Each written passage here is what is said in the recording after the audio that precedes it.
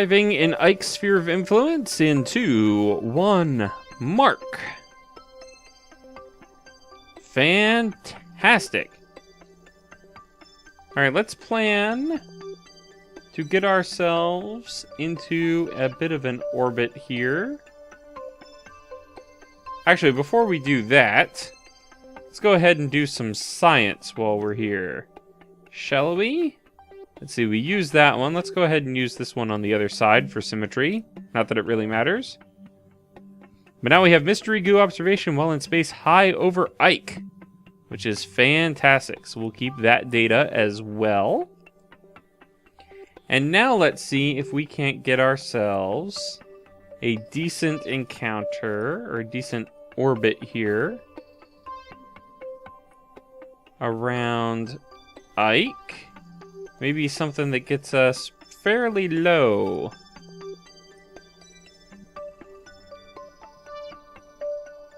Let's go for maybe... Wow, it seems very much like Mun. Let's go for 10,000 meters. Get really crazy.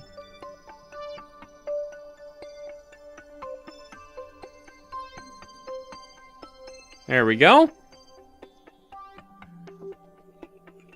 Line up for that encounter. And we'll burn when we get to the periapsis, basically. Okay, burn coming up here in 2, 1, mark. Should be able to get this pretty darn close to the intended targets here. Oh, I had to switch views to make sure that the engine was still burning. It kind of did something wonky there for a little bit with the engine sounds. And kill that, and we've got we made it to 12,000. I think that's probably just fine. I'm appreciating that quite a bit. So let's see what happens when we get around to that part of Ike. And here we are, flying over the surface of Ike. It's a bit rougher than Mun appears to be. And not as much in terms of the craters. So I don't know how easy it would be to land a future mission here, but possibly there are some flatter areas. We're about 40 minutes away from the periapsis of this orbit, so I'm going to try another one of these containers here. Let's turn the lights on so we can see what we're doing. Let's see if we get a different result. Ah, we're in space near Ike. I'm pretty happy with that. Let's keep that data. And now let's see what happens if we get this orbit kind of circularized a little bit. So we don't have to worry about when we burn. Let's go with maybe that, say. Real low orbit around Ike, because now our next target is to try and get back to Duna. Now we're in this kind of funky polar orbit, which hopefully won't cause us too many issues getting back. But we'll see what happens. Bring our orbit down. It's a very, very basic maneuver here, so I'm just spitballing it a little bit. That's good enough, I think. Let's get rid of that. Sure, maybe a little bit more.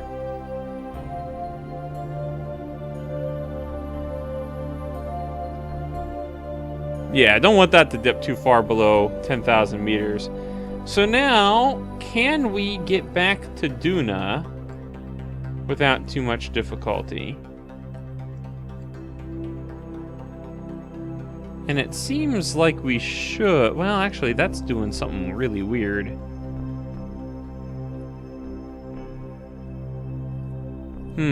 This orbit may perhaps not be the optimal situation to be in for trying to get back over to the planet.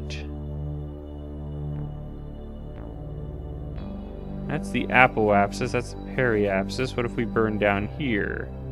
That's the apoapsis and the periapsis. Uh-oh. Okay. Well, what will it take to bring our orbit more in line with Duna's? Oops.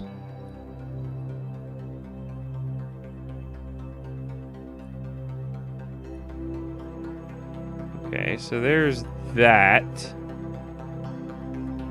That's gonna at least match us up. And then hopefully we'll be able to then burn towards Duna after that. I'm a little worried about the fuel now, though. But we should at least be able to get back into Duna's sphere of influence, which is all we really need.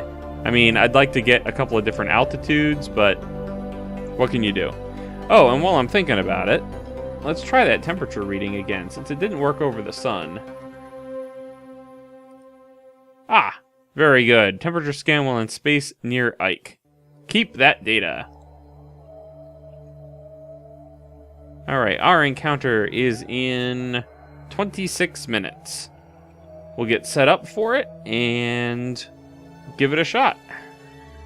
Alright guys, we've adjusted our orbit around Ike, and I'm now planning this maneuver to get us to Duna. It's a bit of a gutsy maneuver, but since no Kerbal lives are at stake, I figured why not? I'm setting our periapsis to 20 kilometers. Now, the sphere of influence for Duna, or not the sphere of influence, but the atmosphere height for Duna is 50,000 meters. So I'm going within the atmosphere to try to get some aerobraking, and also in the hopes of getting some science while in the atmosphere. So we'll see how well that goes. Okay guys, we've passed up our node. It was only going to be about a 3-second burn, but we missed our node to do it, because when I went to make the necessary attitude adjustments, I could not, because the electrical charge is all gone. The sun is being blocked by Ike right now, and I may have accidentally left the lights on. Oh, yes, I did. And I can't turn them off right now because I cannot control the probe. So we're going to have to wait and try this again after the probe comes out from behind Ike and gets some energy and recharges. So hopefully that will happen soon. Ah, there, the lights came back on. Electric charge is coming up. Fantastic. Ah, brilliant. Absolutely brilliant. All right, well, we're going to turn the lights off, and we're going to plan a new maneuver here, because I don't think this one is valid anymore. But it should be about the same idea. Okay, I've got a better maneuver planned out now. We have actual electric charge to continue sending commands to our robotic explorer, which is a very good thing. And we're going to start our burn now, because we're going to do not quite a full throttle burn. Let's cancel this maneuver so that I can see what's going on. Click that to keep that up, and we're just gonna go ever so slowly until our orbit gets to 20,000, and now. Alright, good enough. Hopefully that won't aerobrake us too much that we're going to have an issue. But I believe we do still have an entire fuel tank up here. So if we do have issues, hopefully we can boost back out of Duna's atmosphere and not have to be concerned with actually crashing. So let's get ourselves into position for Duna's sphere of influence, which is going to be way out here, Ike Escape. Okay guys, something very strange has ended up happening here in the calculations. I was time warping up to the point where we were going to be escaping Ike, and I stopped a couple of minutes short of it, and then all of a sudden it switched to this. Now, I'm going to double click on Ike to show you something here. If you click on this little icon down here, you can see that Ike's sphere of influence is 1,000 kilometers, right? So 1 million meters. Look at this. Ike Apoapsis, 16.5 million meters. So something's gone a little wonky in the game for some reason. And I'm not exactly sure why. Ah! And there we go. Apparently, it tried to switch us to this Duna frame of reference and failed miserably, and was calculating things completely wrong as a result. So, oh, what's this? Oh, it's Moon? Oh, crazy. Anyway, yeah, so that's... Everything's okay now. We're cool. Now that we're in Duna's sphere of influence, I think it makes sense to grab ourselves another one of these pods. So absorb the mystery goo. In space high over Duna. Very good. Can we review all the data? No, we have to review them like each individually, apparently. Let's see, did we... Okay, that one logged the temperature. I want to grab the other one while in atmosphere of Duna, because I think that's going to be more interesting. And then we'll Actually, you know what? I think while we're in transit here, I'm going to transmit what we've got so far. Just in case something goes wrong and we lose the probe in Duna's atmosphere. So, transmit the data. That's fine. Transmit all. And here we go. Look at that electric charge swing down. 21 science added. 33 science added. 28 science added. 21 science added. Oh, and we ran out of electric charge. Charging, charging, charging, charging, charging. Oh, not quite there yet. Yes, it hasn't received all the data yet. That's fine. It will. I promise you. There we go. Huh. I'm not sure why it says no science added. I don't know if that happened because the transmission was interrupted or what, but I'm not happy about it. Hopefully that's not actually the case, and that's just misreporting information. At this point, we just need to time warp up to Ike. Or, excuse me, up to Duna. So here we go. Oh, it's getting awfully close.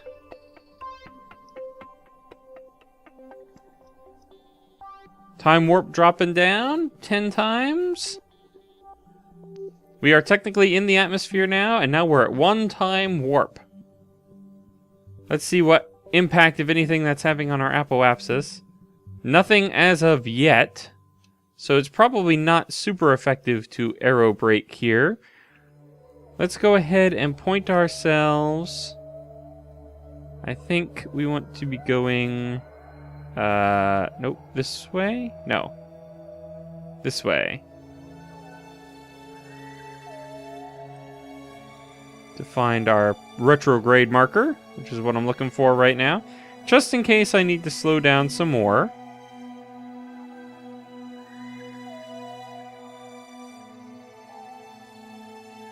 Okay, let's hang in right about there. Thank you very much.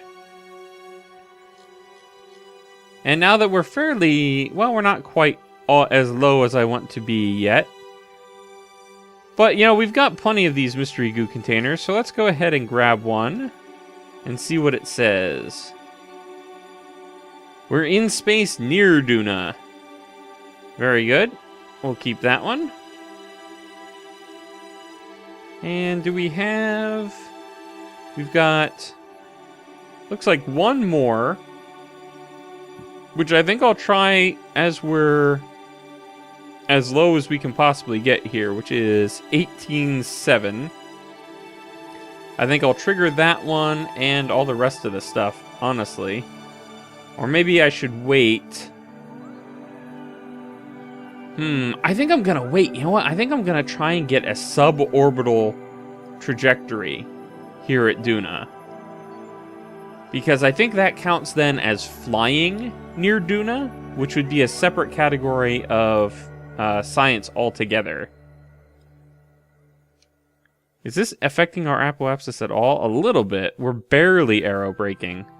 I think we're going to have to start helping out Duna's atmosphere a little bit right now.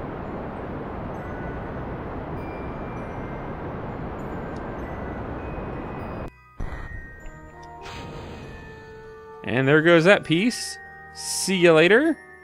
Oh, we got quite a bit of influence done there. Periapsis is at 8,000 meters and dropping.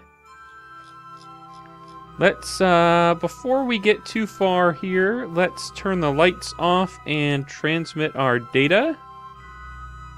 I should have assigned that to an action group, I think. Alright, we got our 21 science from that. Not too shabby at all. And let's check the map again. That apoapsis is coming down. The periapsis is coming down too.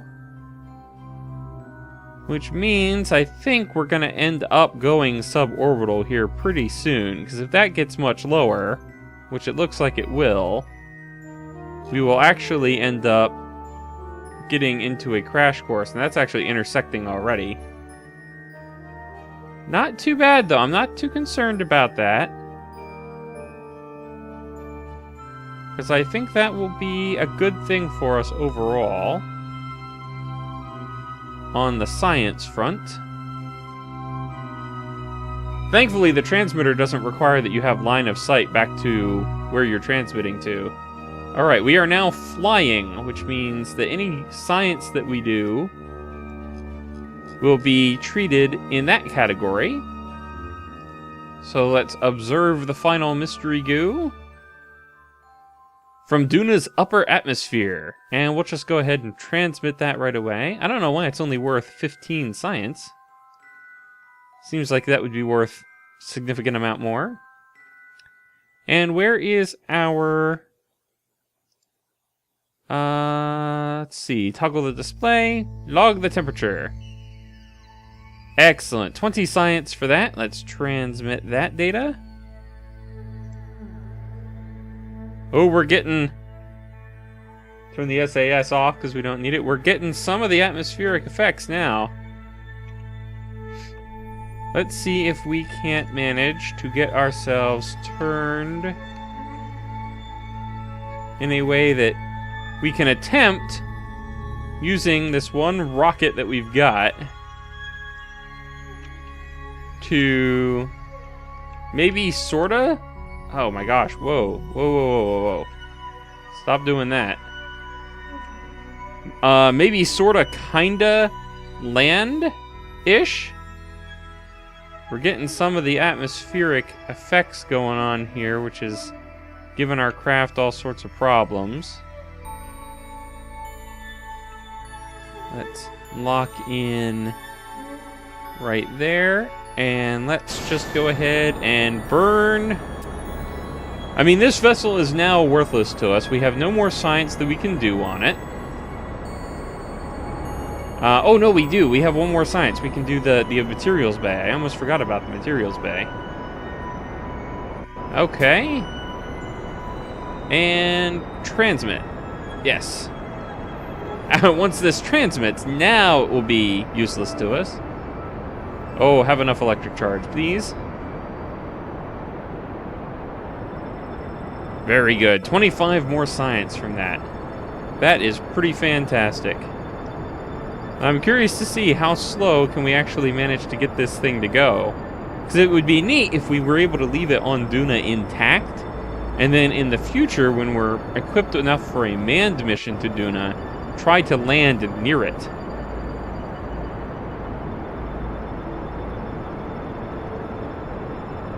Ooh, we're getting some of that turbulence now in Duna's atmosphere. Whoa. We are now falling straight down to the surface of Duna.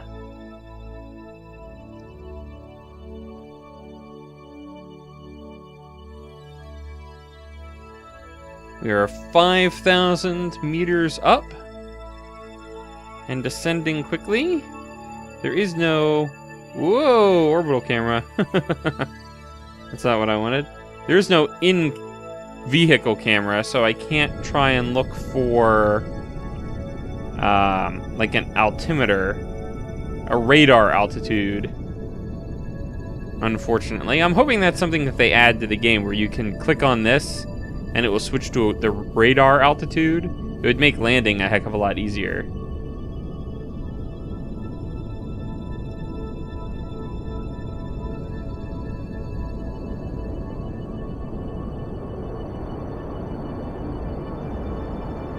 Oh, we're getting real close now.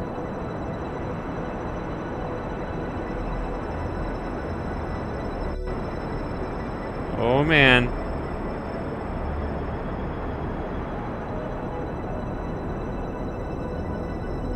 Oh, we're kind of hovering now. That's not what I want. Stop gaining speed, please.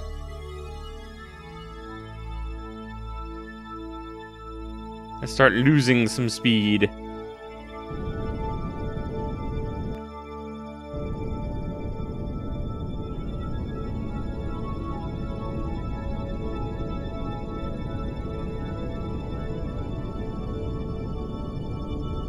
Kicking up some of that dust on the Duna surface, but we're coming down at a nice even rate. A little bit of drift. Gonna see if I can try to correct for that a little bit. I don't think it matters too much, because if we fall over, we fall over. Whatevs. There we go. Corrected forward anyway.